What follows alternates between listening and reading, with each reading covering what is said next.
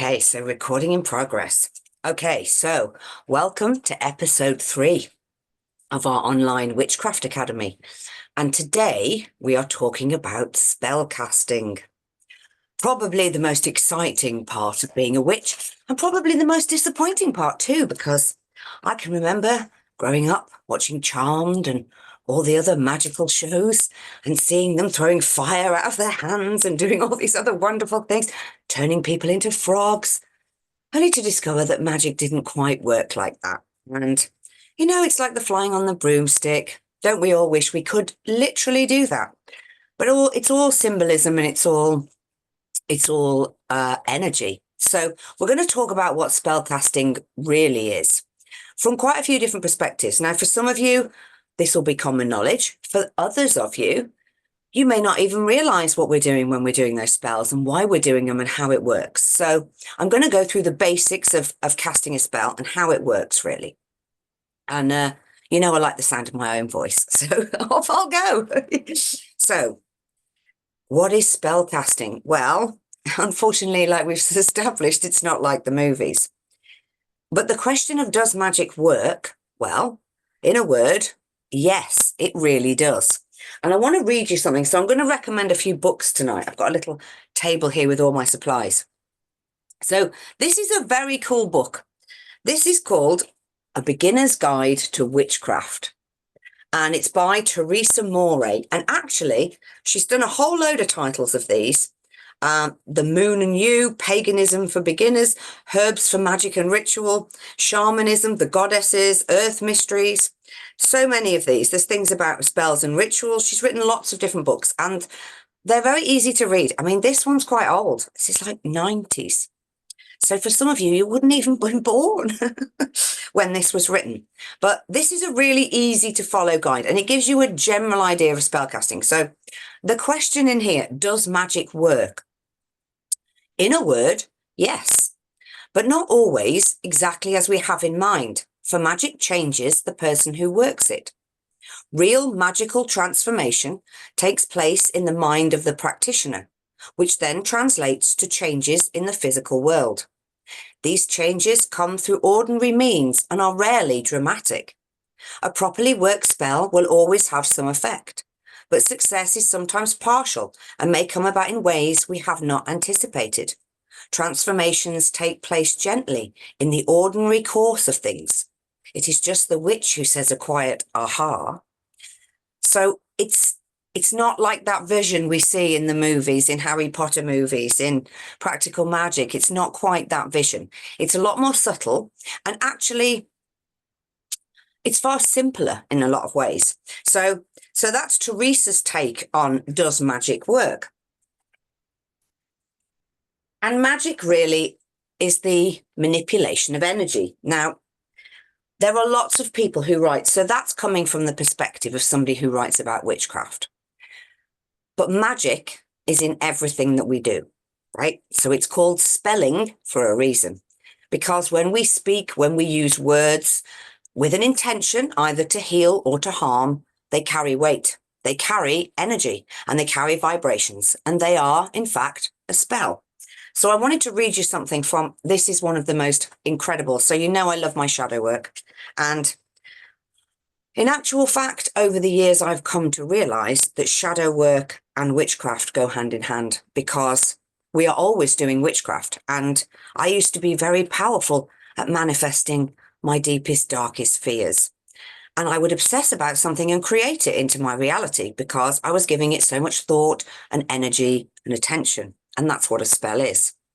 So it's not always, if we're unconscious, creating magic, and if we're powerful women, like so many of us are, we are creating magic all the time without maybe even realizing it.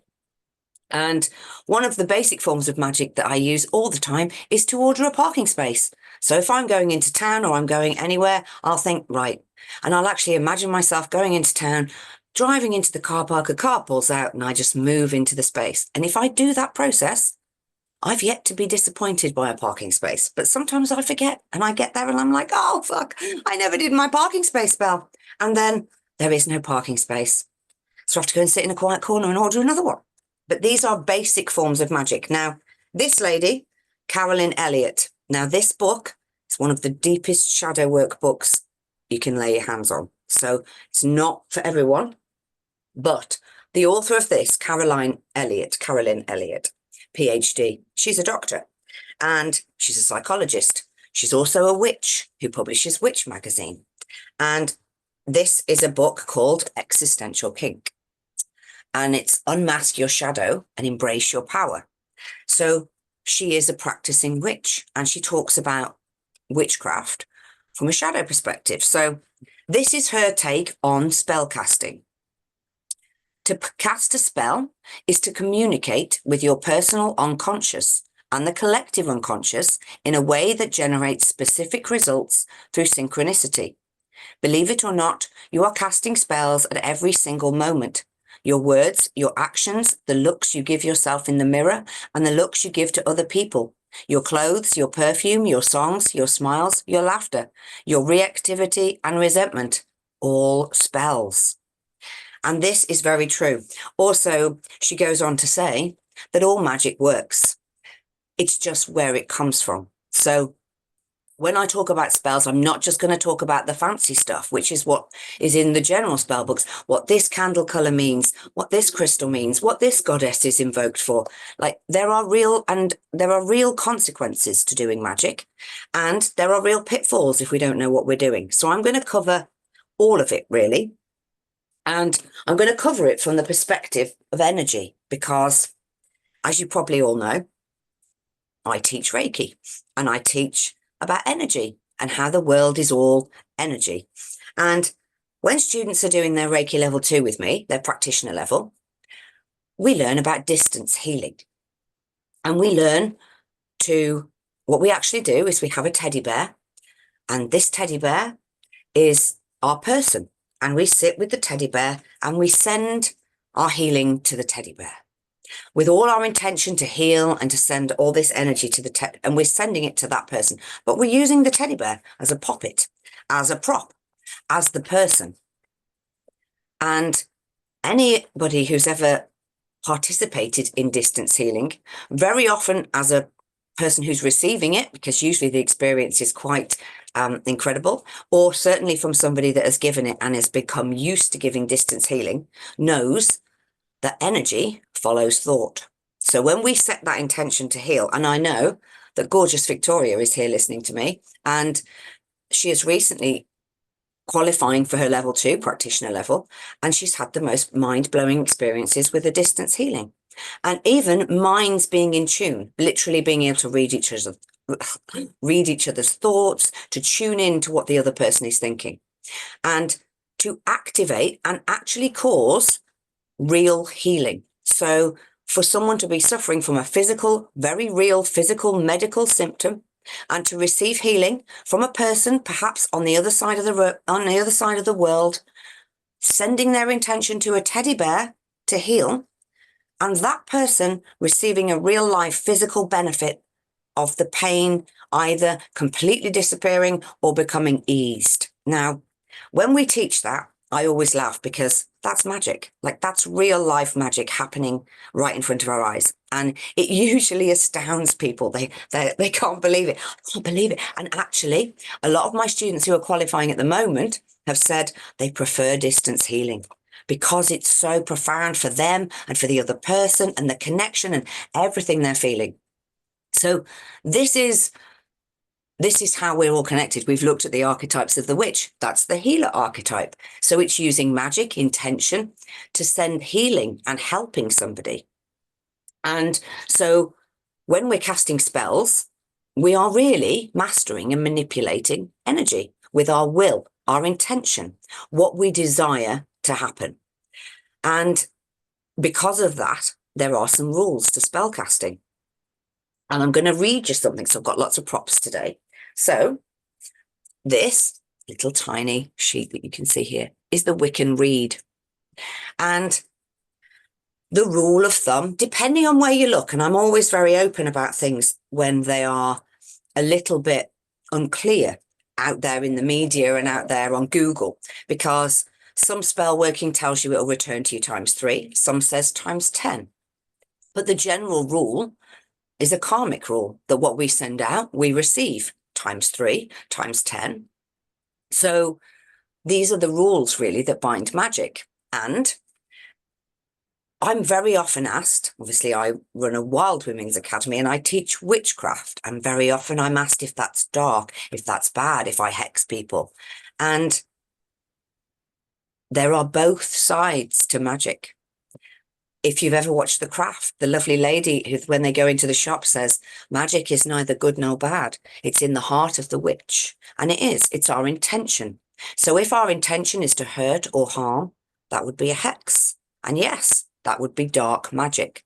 But we have to remember that when we send something like that to somebody, that is liable to come back to us, because what we put out into the world comes back. Now, the reason for that is that we are energy and we work like a magnet. So if you imagine a magnet, what the magnet is sending out, that magnetic force, it either repels or draws in. So we're the same. When we're sending out negative, cruel thoughts to another person or hexes, that energy we're sending out then pulls energy back in. So this is why things come back. And it's really helpful to understand energy before we start messing around with magic and spellcasting. And that's why, because with everything, there is a consequence. Now, another thing that really hits hard, and I use this when I'm Reiki training as well, but this is, do you remember in physics? And I probably would have been like first year of secondary school physics, when they started talking about particles. And do you remember that part where they said the observed particle? When a particle is observed, it changes what it's doing. It changes its behavior because it's being observed. And to me, that is proof positive from like first year physics that magic works, because those particles behave differently when they have our attention, when we are witnessing them, when we are aware of them. And this is the same with all magic, okay? So the Wiccan reed. Now, I love this. This is off my altar. And it's a very old little picture, and I sort of took it to show you tonight. But these words say, bide the Wiccan law ye must, in perfect love and perfect trust. 8 words the Wiccan reed fulfill, and it harm none, do what ye will. What ye sends forth comes back to thee, so ever mind the law of 3. Follow this with mind and heart, merry ye meet and merry ye part. So the Wiccan reed is all about that exchange of energy, and what we send out, we receive back. And the most important part of that reed is 8 words the Wiccan reed fulfill, and it harm none, do what ye will.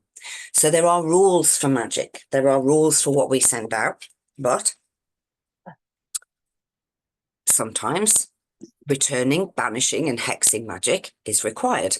And there's no point being a witch if we can't manipulate that energy. So that's all I'm going to say about that, is there is always a consequence. So it's a good idea to be very, very mindful of that. And the other thing is that protection. So when we're practicing magic or we're practicing spellcasting, we're doing any kind of intention or visualization work where we're opening ourselves up and opening up our third eye and our clairs, our clairvoyance, our clairsentience, with all the clairs. It's really important to use protection because we're messing with energy. And so it's really, really important to use that protection. So once you're complying with those rules and you're kind of mindful of what you're creating, the 3 rules to magic are intention, visualization, and ritual magic. So we've all heard of manifesting, the law of attraction, all of these things. All of these things are effectively spellcasting. The only difference is that we add in a few little spell candles because we take it to the next dimension. We take it to a deeper level by harnessing the power of nature, the power of color, the power of the world around us to actually add more weight to that intention. But the basic rule is the intention. So if you think about it, whenever we cast spells in coven or whenever we're doing magical rituals, there's always an intention. Last week at Coven, when we were creating spell jars, we were using the elements, and our intention for each element was that we reclaimed something. We reclaimed our ability to communicate our needs. We reclaimed our ability to express our feelings. There's always an intention behind every action that we take. And getting really clear on what we want before we start making the spells and casting the spells and doing the spell work is so important. Now, I love I love soul inquiry. But really asking certain questions of what do we want and getting really clear on what we want, because the ladies in the coven know full well that sometimes we cast a spell and we're not quite prepared for it to work or for the results that we get. And we can never really control how it comes back. No. That's why it's really so important to be clear on what we're calling in. And it's better to take time and formulate that than it is to rush into some kind of spell. Now, there have been occasions where I've rushed a spell that's a protection spell. There's something that I can feel is coming at me, and I might do something very on the spur of the moment. And realistically, all I really need for that is my mind. All I really need is the power of my consciousness to set that spell. But I might light a black candle and actually visualize that using the black candle and bringing in, because it helps me to concentrate. So the intention and what we're actually trying to create is the most important thing. Now, when I mention about Carolyn Elliott and her shadow work, so she goes into quite a lot of detail about how we can create havoc using magic if we're creating from a space of fear. So, for example, we want to create a new job. But actually, on an unconscious level, we're really scared of that new job. We're scared of what that might mean. We're scared of the sacrifices it might mean for our husband and our children. And we've got all these underlying doubts. Then that magic might not work, or we might create havoc. And like I say, there was a time when I was really good at calling in all my worst fears because I was a powerful creator and a powerful witch, but I was constantly in these negative thoughts. So with the intention, it's really, really important to get clear on what we want, why we want it, and why we might not have it. So this is why the Existential Kink book is so helpful, because although it's a little bit of a kick in the guts, having is evidence of wanting. So sometimes when our magic doesn't work, it's because on a subconscious level, we don't want it to work. A little bit like when people come to me as a healer and they want to get better. And this has happened recently. So a lady who had a bad leg, shall we say, I'll be as vague as possible, a bad leg. And she came for a few sessions and it really started to get better. And she came for her third appointment and she said, I'm a bit worried because this leg's really getting better. And I said, well, that's good, isn't it? That's what we want. She went, oh God, no, I need to have it. I'm having an operation in a few weeks. I'm going to have 12 months off work. I'm not going to be able to drive or go anywhere. I'm going to get a complete rest for 12 months. The last thing I want is to not have that operation. Okay. Guess what? She didn't come for any more healing because she wants that year off work. She doesn't want to get better. And this is the point. Our intention and our truth. She didn't know that when she came for the healing, by the way. Oh, I want my ankle to feel better.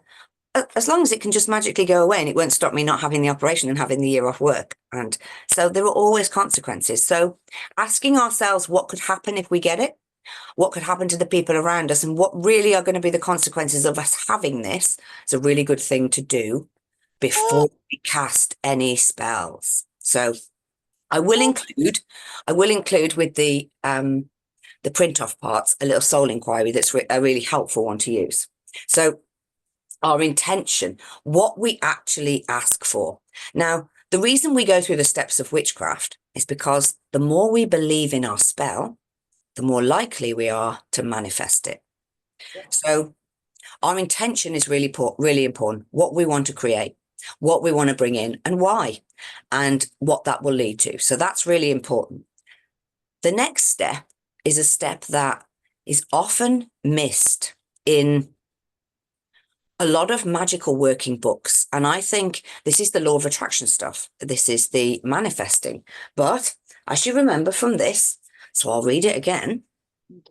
Real magical transformation takes place in the mind of the practitioner, which then translates to changes in the physical world. So all of this magic happens in our mind before it ever happens in the physical reality. And really, the candles and the magic circle, they are adding a layer, an extra layer. But if we don't believe in that magic and we don't believe it's possible, it won't manifest. And I've been practicing magic for about 40 years. I know I wouldn't look like I was even born then, but I have. And this was where I used to slip up, the visualization part. Now, when I say visualization, what I mean is matching your energy. Now, if you've ever listened to Joe Dispenza or any other law of attraction, this is quantum physics, right? Magic is actually more and more, as we move into the future, magic is being proven as science because it's quantum physics. It's manipulation of energy. And when I say visualization, what I mean is feeling the feeling of having it before we've had it. Now, the reason that works is because when we feel the feeling of already having it. So, for example, my intention is to create a new place to live. And I know where I want to live, right? So I think about where I want to live and I think about everything and it's going to work perfectly. And I'm absolutely, that's it. I want that place. That's what I'm going to draw in. This is what the spell I'm going to do. And then I go into a quiet space. And you know, I spend a lot of time sitting under Harold, under my tree. So I would go and sit under Harold and I'd go into a quiet space and I would imagine and visualize moving in, being in that space, arriving with the removal van. And I would go through all my senses. What does it smell like? What does it look like? What does it taste like? What does it sound like? What does it feel like? I would go through all my senses because what I'm doing when I do that is matching my energy to the energy of having the thing I want, which is the law of attraction. That's manifesting. That's quantum physics. That feeling, that vibration that I create by feeling like I've already got it, draws it to me. And it's me telling the universe what I want. So my example of this when I'm teaching magic is, it's like going to a restaurant. So I've decided I want a new house, but I haven't been very specific. So this is me walking into a restaurant and saying, I want some dinner. And the waiter goes, oh, okay, would you like to have a look at the menu? No, I just want some dinner. Just bring me some dinner.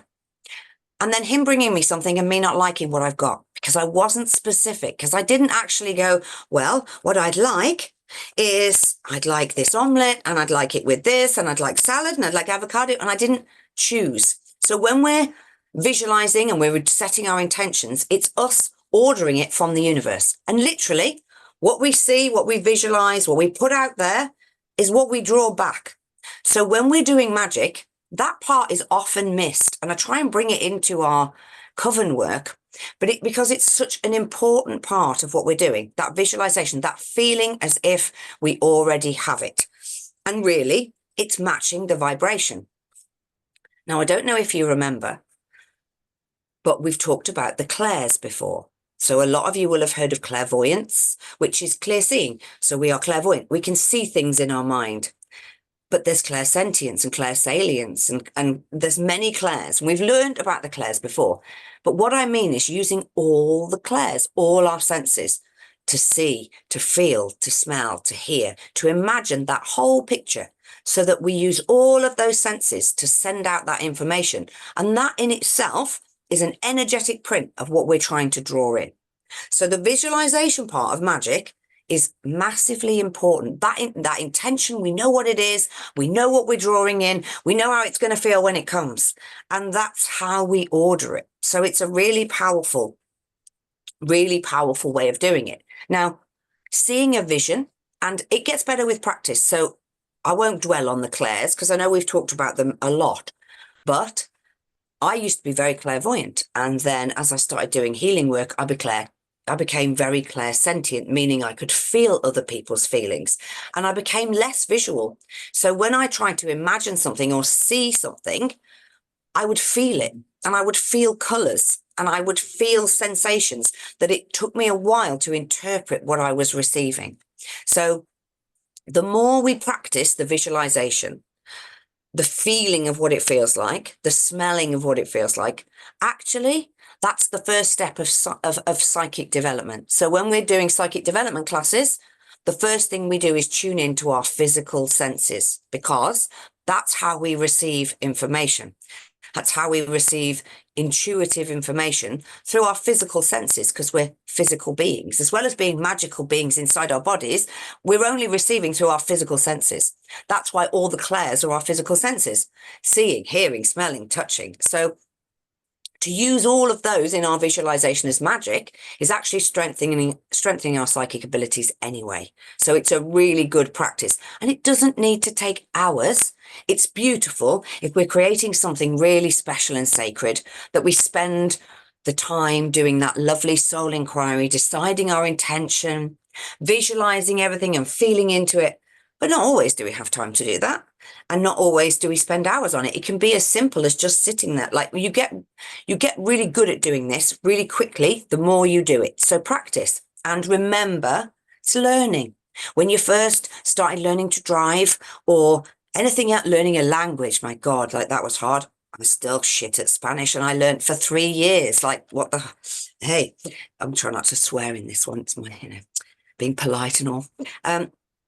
But definitely, yeah, I know, sniggering. I can hear it. You're supposed to be on mute. I can hear people go, you not swear? Are you fucking kidding me? Oh, there I go again. Oh, it's good I haven't got a swear box, isn't it? So those 2 steps in themselves, massively powerful. They're manifestation, law of attraction. But we're witches. So we can then bring in not only our intention, not only our own energetic magic using our clairs and our visualization and all the skills we have as human beings to create and weave, we can bring in all the skills of nature. So we take it a step further because we go into ritualistic magic. And ritualistic magic serves several purposes. It's harnessing the powers of the earth and the elements to add into that magic, which in itself is really powerful. But also, it's the belief. It's the fact that we take that time and we give that energy. So whenever we do anything at Coven and we do a spell, we don't just sit there and read a spell, do we? We don't just go, oh, we're going to do this spell now, let's do the spell. We do something before we do the spell. Something that puts our energy and our time and our attention and all our magic and love into something else. Like when we did our womb jars, we did all that. And then we did our spell at the end, when we'd put all that thought into it, and we'd done that little womb healing and that journey of concentrating on our womb space, and we'd done we'd released and we'd reclaimed, and that was our visual. That was I'm reclaiming all the power of my womb. And then we did our spell jar. We put all these things in there, all these things with the intention of reclaiming, and then we read our spell. So really powerful steps. But the ritualistic magic, the ritual magic that we add onto it, adds a whole other dimension. And this is where, as witches, we start to use the forces and powers of nature. So this is where we get into the kind of basics of the spell casting. So I've got, as I say, got lots of props here. But when we're going to do a spell, so we've decided what we want to do, and we've decided why we want to do it. And then we need to decide when we're going to do it. So we learned last month about the moon phases and the wheel of the year. And we do certain spells relevant to that wheel of the year, whether it's fertility spells or it's releasing spells or it's spells for our ancestors. We are following that kind of cycle as we go through the year. But when it comes to spell casting, we very much use the phases of the moon. So it's really when it comes into its own, and it isn't always possible. So a lot of the time when we're doing coven magic, we do them over 2 weeks. So we're never in the same phases of the moon.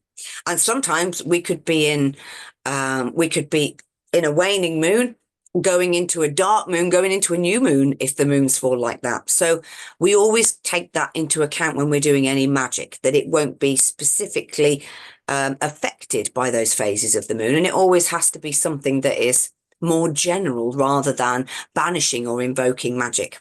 But the phases of the moon depend on whether we're letting something go and getting rid of something, and the magic is to get rid of something and banish it, or whether it's to invoke it and draw it to us. So the general rule is the waxing moon, whether it's waxing in its first quarter, whether it's waxing gibbous, lovely, isn't it? Up until the full moon, all of that period from new moon up to full moon is all about creative magic, bringing things in, our love magic, our wealth magic, all of the magic when we want to bring powerful, positive things to us. We do all of that in that first moon phase, in that waxing moon phase, when it's growing from a new moon and it's growing fat and full all the way to full moon. And when it gets full and fat, and then it starts to wane, and it goes through its waning phase, and then all the way down to a dark moon. This is when we would do our banishing magic. This is when we would be releasing and sending things away.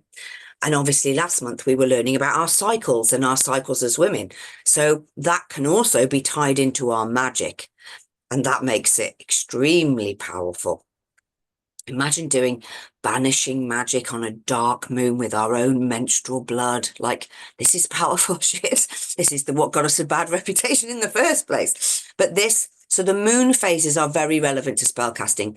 Now, it's not always possible to go with the phases of the moon. And as in everything I teach, what feels right to you is right. So these certain rules, like the rules of sending out and receiving, they are pretty much fundamental universal laws. But actually using magic and what you use for magic and how you write spells and cast spells, trust your own intuition over anything you read in a book, over anything you learn at Coven, over anything I say or anyone else says. If it feels right to you, it's right. And trust what's guiding you. So once you've decided what your magic you're going to do, and you've decided on your intention, and you've got the right phase of the moon, you're pretty much there. You do your visualization, but then you would start to, before you spell or before you actually work magic, you would cast a magic circle. So I'm going to include now, again, casting a magic circle. This is what we do at Coven every time we meet. And this is where I call the corners. And somebody actually said to me recently, what are you doing when you call the corners? Why do you do that? Why do we do that process? Well, because we're casting magic. And all of those aspects to it are us harnessing and channeling the powers of nature, but also that creates a whole new level of belief in us. The reverence, the respect, the time, the energy. So when we cast a magic circle, what we are actually doing intention-wise is creating a circle that is outside of normal realms of space and time. And it's a sacred, protected space that is used for creating magic. So when we cast a circle and we call the corners, we are creating a space for magic. Now, again, that's lovely. And if you have time to invest in that ritual of calling the corners and bringing in all the elements and sitting in that sacred space and doing your spell casting, that's the way to go, always, because the amount of reverence and respect and energy that you're giving to that adds so much more to the power of your magic. But it's not always possible, and it's not actually always necessary. So we can do spell casting without a magic circle, but it is a beautiful thing. And I'm going to include in the notes what we do when we're at Coven, what we say. So what we say to each element as we call in those corners. Because casting that magic circle is creating that space between worlds where anything is possible. And you all know I'm a hypnotherapist, so I work a lot with the subconscious mind, as does the theta healing that I do. It's all in the subconscious mind. And when we're creating these spaces and we're creating these spaces that aren't in our normal realms of reality, it's a really powerful message to our subconscious mind. It tells our subconscious mind that this is possible. And not only possible, but that we are using our own power to create it. And that's a really powerful place to be creating magic from. So creating and casting that magic circle is a wonderful addition to our spell casting. Now, when it comes to spells, see, this is a whole other class on its own, isn't it? The types of spells and how we use those spells and the correspondences that go with those spells. The one thing I would say, so you know that Gemma does the artwork and I write the spells, and I will go and sit and channel those spells. And I was actually reading some to my mom today, and not the witch really, but she was like, oh, they're very impressive, even as poetry. Like, from my mother, that's a compliment. But those spells, those words carry power because of the intention that I write them with. But they don't have to be rhyming and magical. They don't have to be that. They can just be simple words. If they're said with meaning and intention and belief, they're going to work. So you can cast a spell right now just by thinking, I want to have a really good day tomorrow. So this is what I learned this with Theta as well. I've been practicing witch for many years. When I started learning Reiki and Theta healing and all these healing arts, it's like, oh, this is just witchcraft, but without the candles. And I started to realize that everything is intention. So you can create a spell and craft a spell just by using a candle. And you've probably all got little spell candles. If you haven't, we've got loads of these at the Academy, all the different spell candles and colours. So even just lighting a beautiful spell and saying some words over that spell and an intention. So at the moment, so this is an orange one, I've got light blue, beautiful light blue, peace and healing candles burning next to a candle of my inner child, picture of me as a little girl on my altar. And every day I light that candle with the intention to send healing to my inner child. Like, I don't spend hours there. I literally whisper a few words, look at that little girl and go, oh, all right, chicken, and light a candle and send that intention. And it takes me a couple of minutes, but that's a spell. That's me doing a spell. You can get way more complicated and way more complex. So as you know, in Coven, we try and use different types of magic. So over the time, we've done spell jars and we've done seed magic where we've planted seeds and put our intentions in. And we've done knot magic and we've done all different forms of magic, weaving things into things. And so there's loads of different ways that we can use.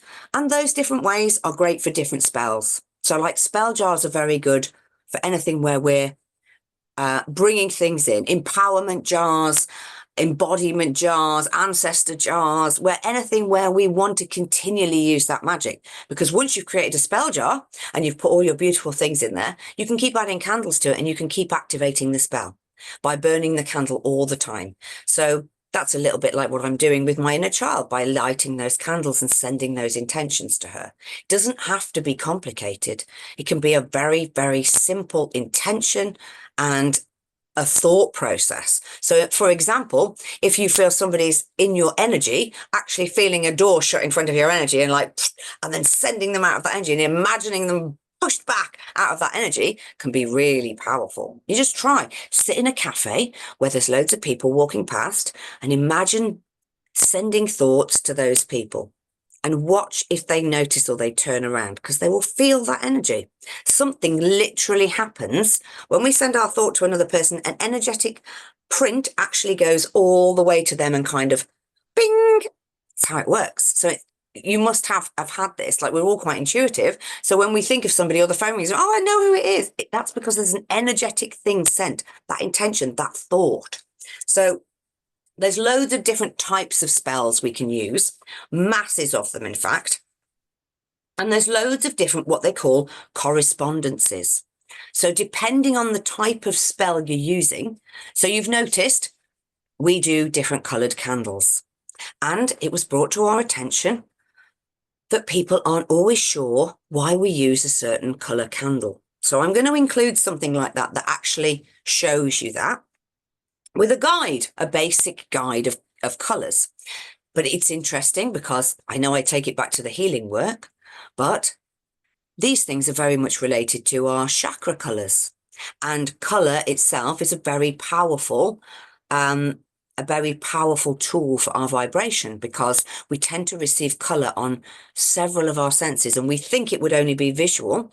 But that's not always the case. Energetically, it's been proven that people who are blind can sense colour, that people who are blindfolded can touch a piece of fabric and know what colour fabric that is, because it has an energy to it. So that's a bit mind-blowing, but colours are very relevant. And that's why when we have a box of magic spell candles, this is a mixed one, and it's got every colour in there. It's got yellow, orange, purple, blue. It's got a couple of white, couple of black. There's a mix of colours because we use different colours of candles depending on which different spells we're using. So we used red candles, didn't we, for our womb? And we were very much working with the energy of red, with passion and desire, but we were also working with the blood rights. So it's that energy of blood, and that's why we used the red candles. But different colours, like white. White is a colour that you should always have. So if you're not going to buy any other colour candles, just by white. And then you can even write on a white candle, blue, in a blue pen, with the intention of creating a blue candle, because you're a powerful witch. So you can create whatever you need. But a white candle can generally be used for any magic. Black candles tend to be used for protection magic, for banishing magic, for releasing magic. Green candles tend to be used for money and abundance and prosperity. Yellow candles, communication, persuasion, power, winning, all those kind of things where we want to win. Blue, healing and peace and calm. Orange, confidence and luck. And so all the different candles have a different relevance. So we can start adding in all of these elements. Now imagine you've set your intention, you're really clear, and you have a strong and powerful intention. You've visualized what you want. You've seen it, felt it, smelt it, tasted it, like you know what it's going to be like when it arrives. You've matched that energetic print. And then you write a spell for it, drawing it in with your own words, using your own words and your own intentions and your own magic. And then you choose a certain color candle or a certain herb or a certain crystal to add to that spell. All of these things adding layers upon layers of intention and magic and belief and energy, all drawing these things to you. And that's why spellcasting is so freaking powerful. So as well as candles and colors, obviously the elements. Now, that's again, that I'm going to do a whole one of these on the elements because we could go into so much detail.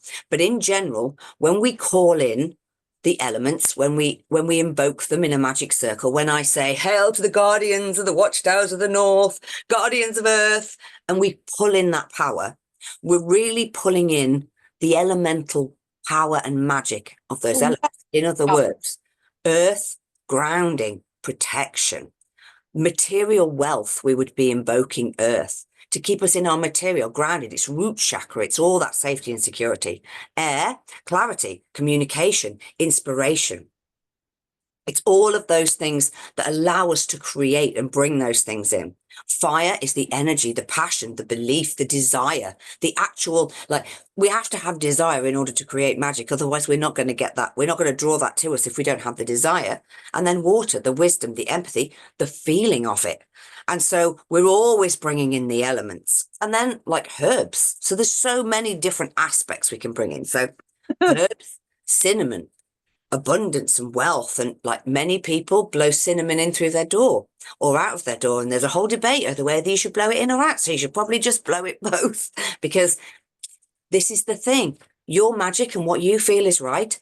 There are so many lone practicing witches who don't move in covens, and our coven isn't a traditional coven, it's the coven, not our coven.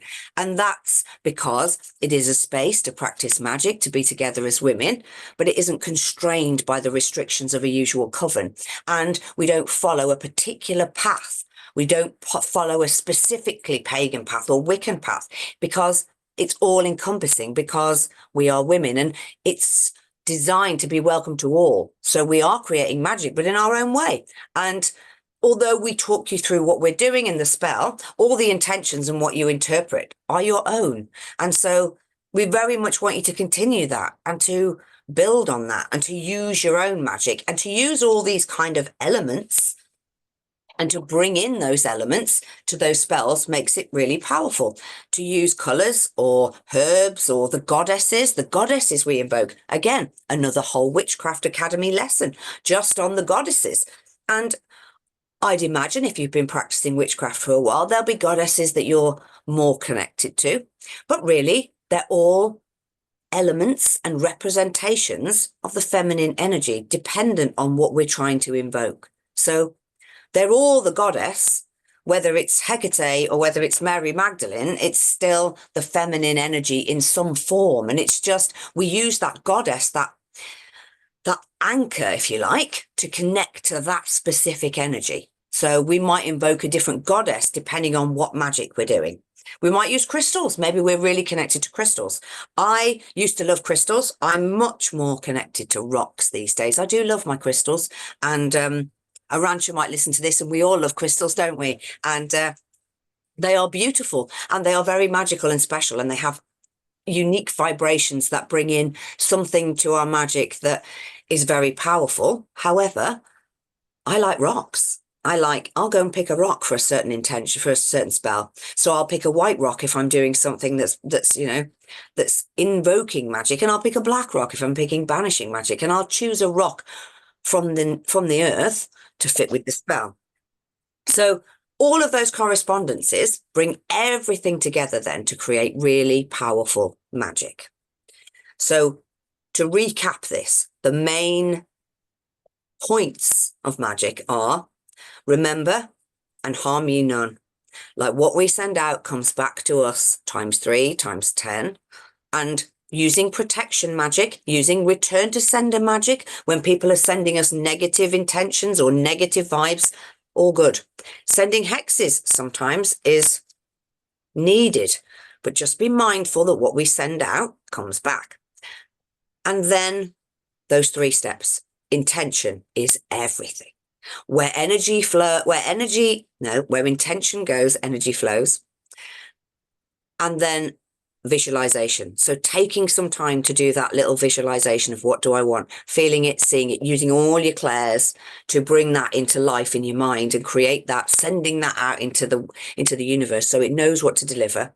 And then our ritualistic magic, our spell casting, our using all the forces of nature, colors, goddesses, crystals, herbs, the earth, the elements, all of it to add strength to that magic. Now, what you do with this. So when I write spells, I'm going to share, just as I close, I'm going to share a few little bits of information. So I recommended a few books. The first one being A Beginner's Guide to Witchcraft. A good little book that is. Lots and lots in there. And I recommended this book. Now, this isn't a spell casting book, although kind of is, because if you're all screwed up and you're not in your unconscious mind and you're not aware of what you're unconsciously creating, you're going to create havoc when you create magic. So existential kink, amazing. It's a part of the deep work that I do with shadow work. And the fact that Carolyn Elliott is also a witch also really adds weight to this. Now, other books. So this is a book. When I first met Gemma and we brought all our books to the Academy, we bought these big boxes of books. Lo and behold, there were so many duplicates because we both had the same books. So this book is called A Witch's Bible. Now, yeah, most witches have. So I remember buying this when I was, I don't know, about 19. And I remember not really understanding a lot of it. And I remember sitting reading on the train just for effect with my full Gothic regalia, thinking this is really great. And an amazing book. So The Witch's Bible covers everything from the ceremony. There's lots of pictures of naked people in this book. But there's one there. Let's see. Look, naked people. So it covers everything, but it has a big section on spellcasting. Again, Lisa Lister's book, Witch. So there is quite a lot in here about spellcasting, about how to write spells and cast spells, and she covers the moon phases and different things. So this one is a little bit of a Bible, really. It's got all the archetypes, it's got all the spellcasting, the moon phases. It's kind of got everything you need to know as a witch. And this one is a fabulous book. And actually, there's quite a lot of esoteric information in here that you wouldn't necessarily always find in your average sort of off-the-shelf book. And it's called The Art of Magic. So I will put these on the list, but The Art of Magic, and that's by Gabrielle Saron. And this is quite a lot of sort of ancient stuff in here. So my mom bought me this randomly. And then an excellent book that's a literal spell book is Spells for Change. So Spells for Change, a guide for modern witches. Now, I was a bit like, yeah. And then I opened this book. I was actually in the shop when I opened this book, and there was a banishing spell. And quite a hefty one. So I am rubber, you are glue. Your damage bounces back from me to you. You sent me your hate, prepared to suffer 10 times that fate. My soul is clean, yours is on fire. You fucked with a witch. Now may the consequences be dire. Like, that's quite harsh. I would never write a return to sender spell that was quite that harsh. However, there's quite a lot of amazing spells in this book. So spells for change, and they're not the sort of, oh, it's all love and light. They're not all love and light. So be careful with some of those in there. But the idea, and this is what I was coming to as my final part, is your book of shadows. So the reason that you have a book of shadows, the reason that we give you that little book to put all those little pages in, those little spells, is to create your own book of shadows. And a witch's book of shadows, ooh, book of shadows. A witch's book of shadows is a collection of all her spells and all her magic and all the things that she's gathered. So this is why, so there's hundreds in here, lots of beautiful little handwritten spells. And so I keep all my spells in this lovely leather-bound book. So all the spells I've ever written go in here. And that's what you have in Coven. You have that little book that you put in all those little pieces of paper that I've written and Gemma's lovingly illustrated. And they all go to create that little book of shadows, that little book of all your magical knowledge. And it's something that traditionally was handed down through families. So generation after generation would add to that book of shadows. If anyone's ever seen Charmed, they've got a beautiful book of shadows in there. But this is something that you can very much create. So all the spells that you create, all the spells that you write them into your little book of shadows. And that could be whatever it is to you. You can scrapbook with that. So mine's quite, I'm not as creative as Gemma, but mine's quite still, there's lots of, there's stuff in it that has been, and there's a time and attention given to it. So there's all sorts of things in my little spell book. And so the idea being that when you're doing your spell working and your spell casting, that you create this magical book of shadows for yourself and all your own wisdom and learning and all those spells that you create and craft, you keep a record of them. And you maybe keep a record of whether they work or whether they need tweaking or how that worked out. It's handy to keep a record of your mindset, your visualization, what you felt, all of those things, because it's a record for you to reference and for you to go back on. So I remember writing a hair growth spell a long time ago. And I must have given that to so many people now. And this is why we keep them, because we can reuse them and we can tweak them and adapt them. So the idea being that you write and create and use your magic and you build up your own beautiful book of shadows with all your own spells in. And maybe you pass that on to your own children. Maybe that's something that you hand down through the family. And that used to be very much the case. And maybe they were called grimoires, recipe books, kitchen witches. We had these beautiful records from our grandmothers and all their experience and wisdom, and that was handed down to us. And this is the same. Creating that book of shadows is a very beautiful and magical thing. So I would encourage you to create your book of shadows. I will send the book recommendations and all the details from today in the printouts for this third episode of the Online Witchcraft Academy. And thank you, ladies, so much for being here and for listening to me witter on for a good hour. And I'm going to leave you now and go and enjoy my evening meal. So I will say goodbye. Can I say goodbye? Are you asleep out there? Thank you for the session. Let me just see if I can stop there we go.